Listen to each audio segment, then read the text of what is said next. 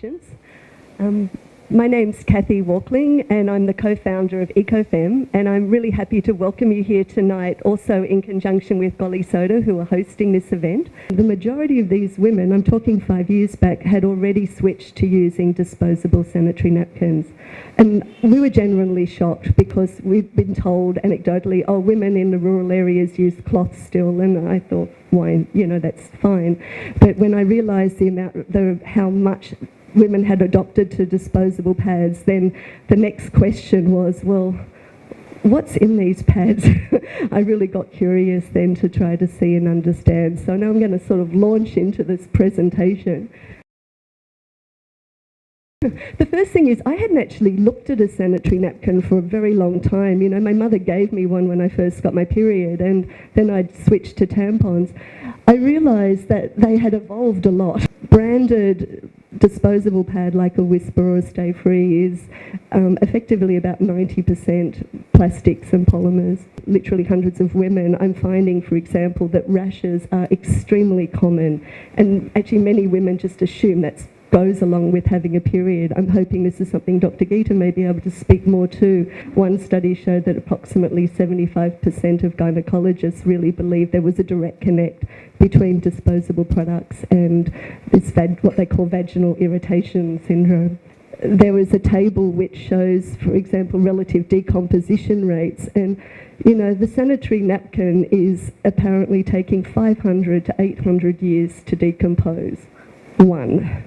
And this is, of course, because of what's in them. They're complex. Statistically, a typical woman will generate about 125 to 150 kgs of sanitary waste in her menstruating years. So our goal is really to create environmental and social change through revitalising menstrual practices that are healthy, environmentally sustainable, culturally responsive. So let's talk about what are cloth washable pads. So essentially a single cloth pad replaces about 75 disposable products. That's your ratio.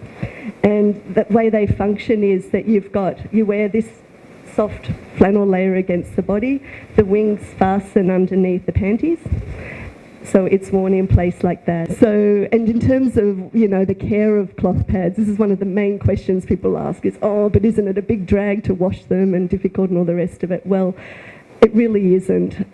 Of course, it does take a few minutes. It took me less time to wash my cloth pads and dig that hole, I can assure you of that. All of you, I'm sure, either mothers or grandmothers or yourselves perhaps, cloth was the practice. So disposable pads are new. They're really a new development on the market. And, we all used cloth at one point in time.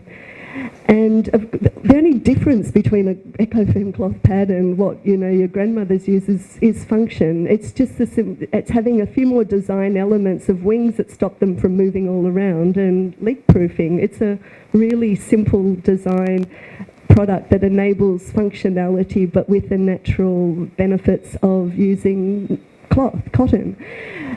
Washing, very simple. You just, once you've used the pad, you soak it in cold water, and not hot water because it's a blood product. The cold water is really important to actually remove the blood, and that actually typically takes out the staining as well. Many women are concerned about staining, but they don't, and again, I hope perhaps other users might speak to their experience of this.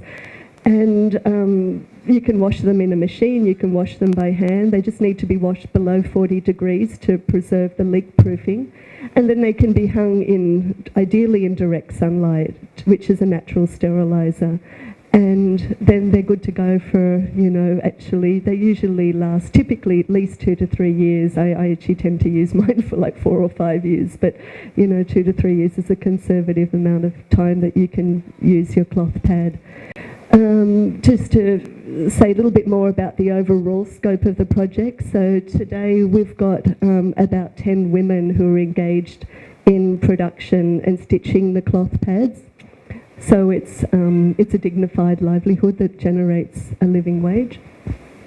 One of the programs we introduced in 2013 is called Pad for Pad, and as the name suggests, and this is a program that we actually apply with our international customers. And the way this program functions is that we club these donations to enable us to provide a kit of 4 cloth pads and a travel pouch, and importantly an educational class on menstrual health and hygiene. This is really speaking to these knowledge gaps. The other program we're working on a non-profit side is called Pads for Sisters.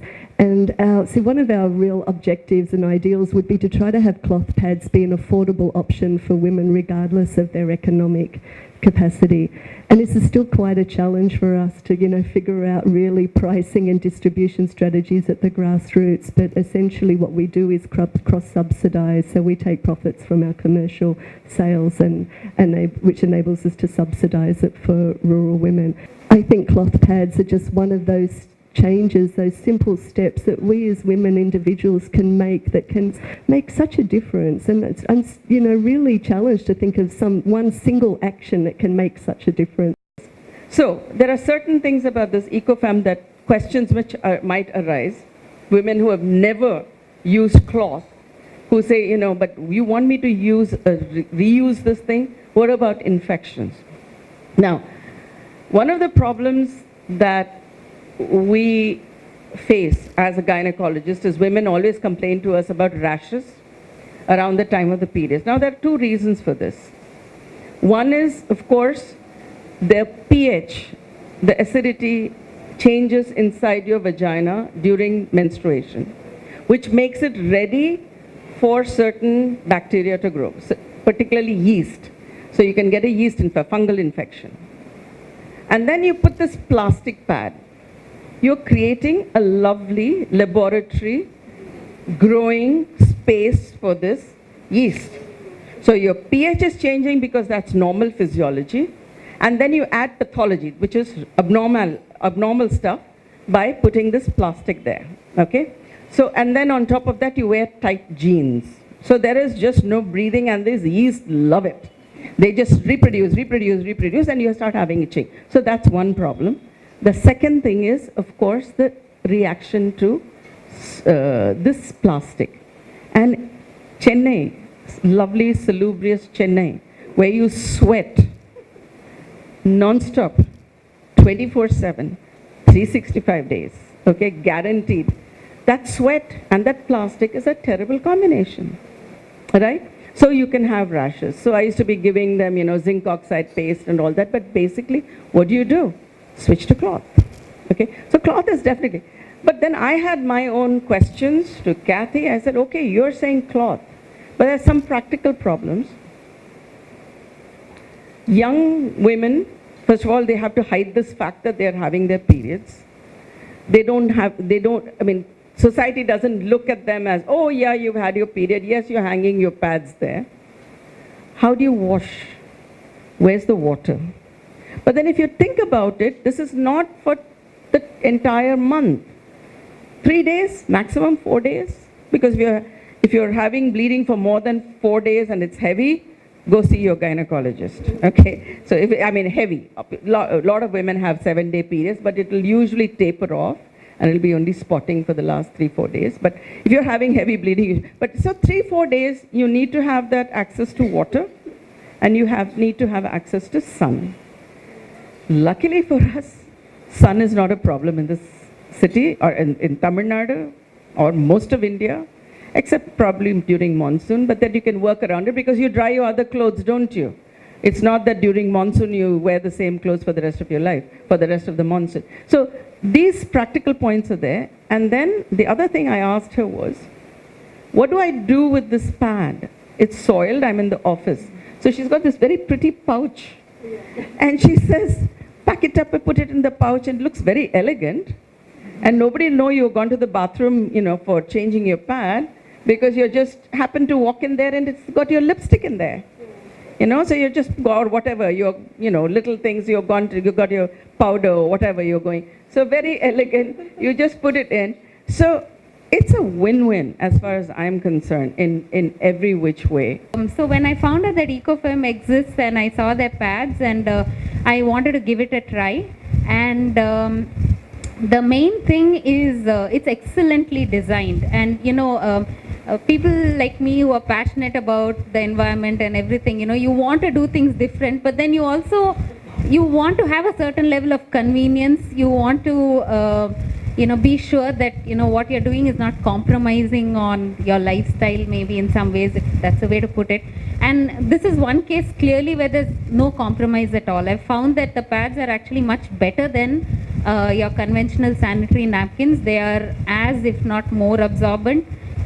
Leaks are not an issue. I mean, I used to have issues with leaks with conventional pads, and I don't. And the whole issue of irritation and rashes, not an issue at all anymore. It's cloth against your skin, and so that really was a big benefit for me. I find time-wise, it takes you pretty much. I mean, so I'll tell you what I do. I save up 3 or 4 of these cloth pads. I soak them overnight, and then basically all you need to do is to squeeze out that bloody water, and then I soak it once more, and then I put it in the washing machine with my regular clothes. Okay, so the soaking takes 20 seconds. You're just dropping it into a small tub of cold water and squeezing out like 2 or 3 minutes. So really it hasn't inconvenienced me in any big way, and you have to get comfortable with the fact of dealing with your blood. I think more and more our lifestyle is getting so complicated that we are very distanced from anything natural, and so it comes across as very icky or unhygienic. I don't know what the perspective is. So if you can overcome that factor or whatever, I think you're good to go. And yeah, I've used them for a couple of years. They're going strong. It's very easy to carry it with you because it folds up so neatly and looks pretty. I think this is a very, as Kathy said, effective way in which you can make a change. And I mean, just the stuff that a regular sanitary napkin is filled with is crazy. I mean, I don't know why you'd continue to use something like that. And yeah, also, you fold it and you keep it and you soak it when you next can. So it doesn't matter if you're working or you're traveling. You don't have to soak it right away. You can do it, later that night or even the next day. There are 2 lakes in Chennai which has something to do with some of these sanitary pads that have been disposed. One is the Madambakam Lake and other is the Perumbakam Lake. So you come to these lakes, what you get to see is like piles and piles of trash. You collect it, you segregate it, you'll find everything. It's more like you've entered a shopping market where everything is being thrown around. Yes, from footwear to clothes to sanitary pad to diapers to everything is there. And then this happens. You try to segregate and see as to what component makes to what percentage. And then it's stunning because this is 90% plastic, which they already mentioned. Also, this technically needs to go into medical waste. Yes, and this is lying there with everything else. And the fear of infection is hardly there. And then you're talking about multiple layers of plastic and it's loaded in another plastic bag and thrown in. So what happens at these lakes is you have this trash lying around, and yes, probably later we could check where it's from. Yes, this is what happens. Look at this hill opposite the airport. It's called the Tirusulam Hill. Yes, it's made up of rocks, minerals, salt, everything. It rains, water runs through that, goes to the ground below. You and I pump it out and we call it mineral water. Just on the same plane is the Pallikarnai marsh, 7 kilometers away. And it's made of 134 such mounds, which has everything from a battery to a dead dog to a sanitary pad to name the trash, it's all there. It rains. Water runs through all of that. And that goes to the ground below and you still pump it out. And this happens at Perumbakam and Madambakam lakes. I've seen trucks line up in front of these lakes and dump black water. See, there's a septic tank in your house which is overloaded with all our shit, and then we just call one trucker, he comes, he picks it up. Where do you think he takes it? He brings it to this lake. He just dumps it there. The irony of the matter is, what goes around comes around. If you're ever happy buying a plastic bottle of water and you've drunk it, I really pity you guys. I'll tell you why. 130 meters from the point where they dump all the shit is a bottling unit, where this guy is sucking out water from the ground below. And if this were primitive times, we can still believe, yeah, the ground below is just made up of earth, soil, and it acts as a natural filter. Go to this lake called the Pallavaram Lake. It's immediately after the flyover that descends down the Pallavaram Thoraipakam IT Radial Road. Look at the name, it's a beautiful name. It's a killer road, it cuts through 3 lakes. And just look at the left side and the right side of this. On the right side, you'll find mounds of trash. On the left side, the lake bund is made up of layers of plastic. And what is that made up of? Again, your diapers, the sanitary pads, and much, much more. Personal care products and personal convenience is ruining the planet. Look at the number, the staggering number. 1.25 crore people in this country, assuming half of that are women, and look at the number of sanitary pads that are disposed in a cycle, and then you think about how many people are getting affected by it, and I'll leave you with this. The human in every being is lost. You and I are plastic beings walking around, consuming plastic, living on plastic, feeding off plastic, and probably even bleeding and shitting on plastic. First of all, it is a behaviour change, and you have to understand a little bit like the capacity of the cloth pads relative to disposal. So we recommend initially to maybe, when you first use the cloth pad for the first time, first of all wash it before the first use, because that makes the pad more ready to be absorbent. And we also suggest to start on a weekend, or not when you're sort of going on to the first day of your flow and you may get big flood and you just simply don't know. So make it easy for yourselves. Just start when you're at home, when you're not at sort of risk of having spills, and as you're learning how it works. And typically what we find, and maybe Mridula could also speak to this as well, but often women will start with 1 or 2, or they'll start just at night or just on weekends, and gradually as they become familiar with how it's functioning and see the benefits, then that becomes more integrated into their daily life.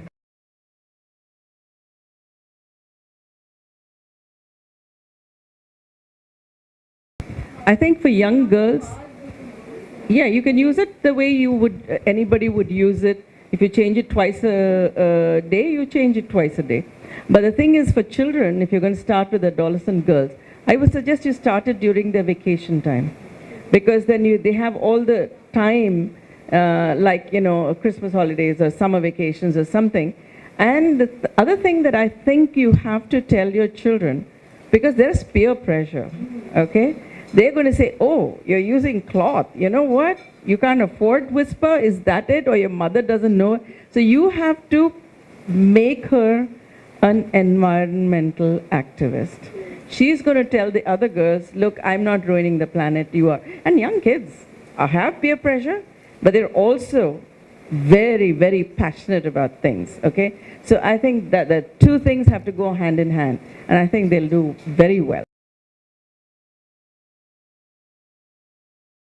No, again, it's the smell would really only come if you haven't washed it for sort of 2 or 3 days, but in that time there's no smell. And I think, it's the sort of thing you're going to kind of have to trust our experience on. But, like Mridula said, people we just know so many users, and they're surprised about how inoffensive the whole experience is. We're just, I think, more anxious about these things. The reality proves something quite different.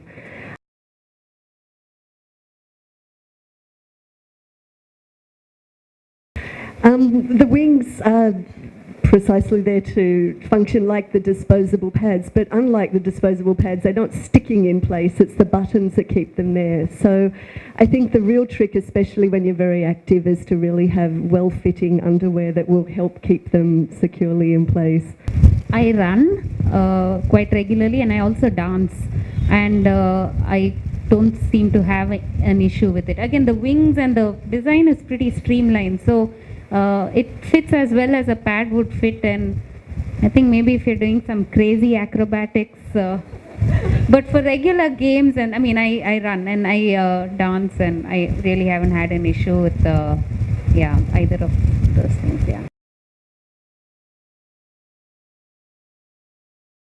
Well, okay, it's nearly biodegradable. Like all natural materials, they are ultimately biodegradable. The only component that isn't fully is the leak-proof layer, the PUL. And that's a bit of a trade-off. We're aware of that, but again, it's for many women, it's the difference between using cloth or not is to have the security of not having leaking. And we've looked at many leak-proof options. We tried rubber sheet for some time, but there's also the risk of adverse reaction to latex sensitivity. So this is PUL is the sort of standard with cloth diapers and cloth pads. So typically, after a few years of use, you could remove that back layer and put it into landfill. The rest would decompose quite quickly as a natural fibre.